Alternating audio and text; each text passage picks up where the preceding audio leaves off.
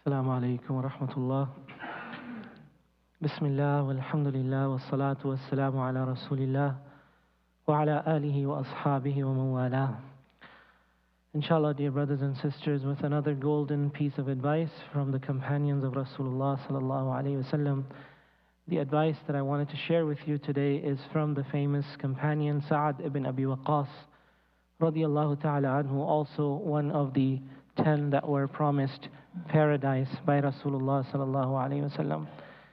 It is related that some disagreement happened between him and Khalid ibn al-Walid, and there were some tough words that were exchanged between the two of them, like happens between two brothers, two friends, two people.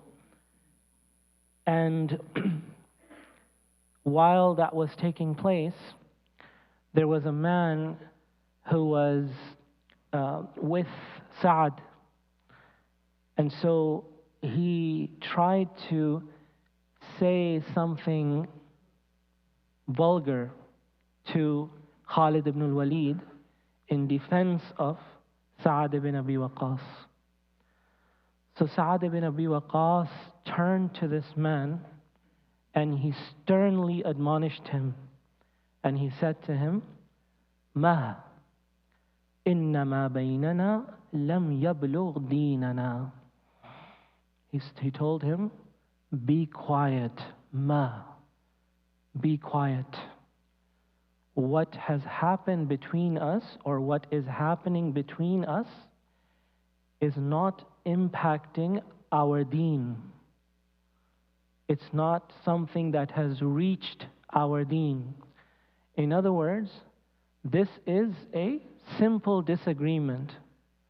This disagreement that's happening between us does not mean that he's no longer my brother, that he's somehow out of Islam now, such that you have the right to speak to him in this manner. You don't need to do that. He's still my brother in Islam. We still share the same deen.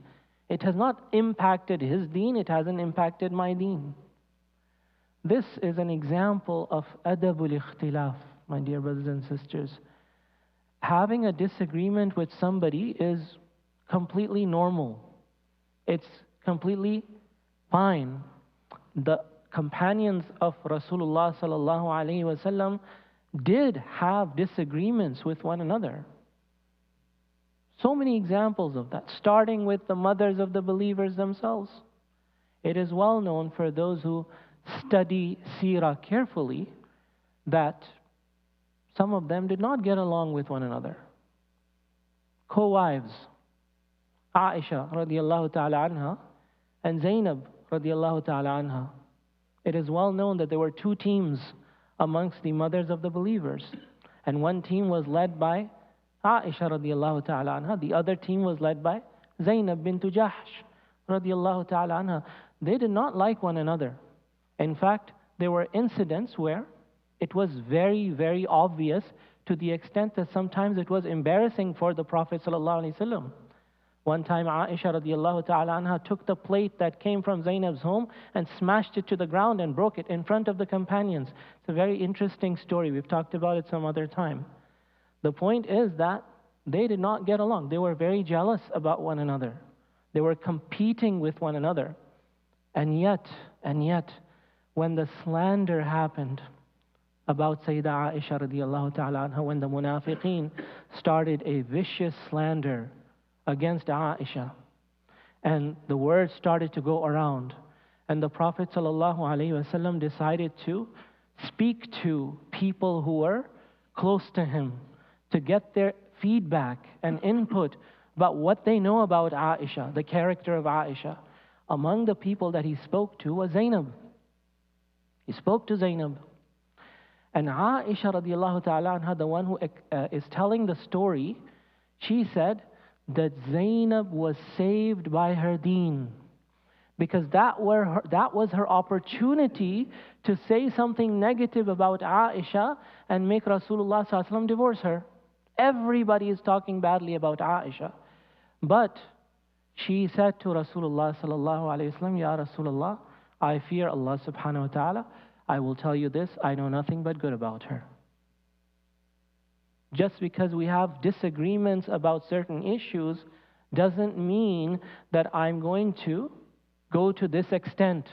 She is, after all, a righteous woman, a worshipper of Allah Azza wa Jal, and that's who she is. Sayyidina Uthman and Sayyidina Abdullah ibn Mas'ud radiyallahu ta'ala anhuma, there were disagreements between them. Abdullah ibn Mas'ud is one of the greatest companions of the Prophet sallallahu alaihi wasallam. And Uthman, also one of the greatest companions. When Uthman was Khalifa, he led the Hajj season of his time. And while Uthman is at Mina, he leads people in Salah and he prays 4 rak'ah. 4 rak'ah dhuhr in Mina. And Abdullah ibn Mas'ud has always taught his students that you're supposed to shorten your prayers in Mina. You're supposed to pray 2 rak'ah. So when Uthman led the prayer 4 rak'ah, Abdullah ibn Mas'ud prayed behind him 4 rak'ah. His students came to him afterwards and they said, you have always taught us that it's supposed to be 2 rak'ah. So Abdullah ibn Mas'ud said, yes, I believe it is supposed to be 2 rak'ah.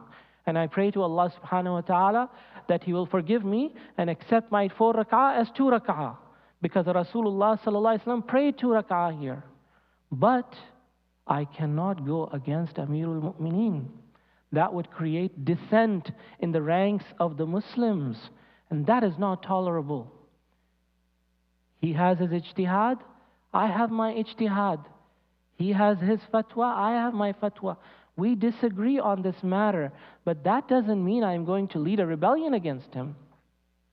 Even when 2 groups of Sahaba were fighting with one another, like Muawiyah radiallahu ta'ala anhu and Ali radiallahu ta'ala anhu, because of the severe disagreement that happened after the fitna of the killing of Sayyidina Uthman radiallahu ta'ala anhu, even as they would rank up in front of each other and would fight in the battle of Siffin, Muawiyah heard that the emperor of the Byzantine Empire, that was the neighboring nation of Sham, and Sham is the region where Muawiyah was the governor.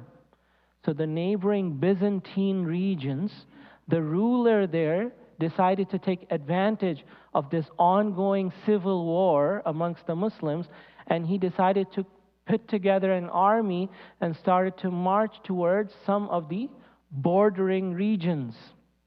So Muawiyah radiallahu ta'ala anhu sent him a message in which he said, you better back off. Don't even think about this. Because if I see you marching towards our region, I'm going to make a truce with Ali today, and we're both going to come and attack you and push you far back into your region. In other words, this disagreement that we have between us, I'm not going to allow it to then make an alliance with you against my brother Ali radiallahu ta'ala anhu. You see, and there's so many examples like this. One time, Imam Shafi'i rahimahullah ta'ala had a disagreement with one of his students. And then after he showed his disagreement on a fiqhi issue, and his student was getting a little upset, Imam Shafi'i held his hand and he said to him, أَلَا يَسْتَقِيمُ أَن نَكُونَ إِخْوَانًا وَإِن لَمْ نَتَّفِقْ فِي مَسْأَلَةٍ. Can't we be brothers even though we can have a disagreement on a fiqhi issue? Is that going to take away our brotherhood? So it's normal to have disagreements in family, in community. It's normal to have different opinions, but that should not come at the expense of the brotherhood of Islam. It should not allow shaitan to come and create dissent and discord and division amongst the Muslim ranks.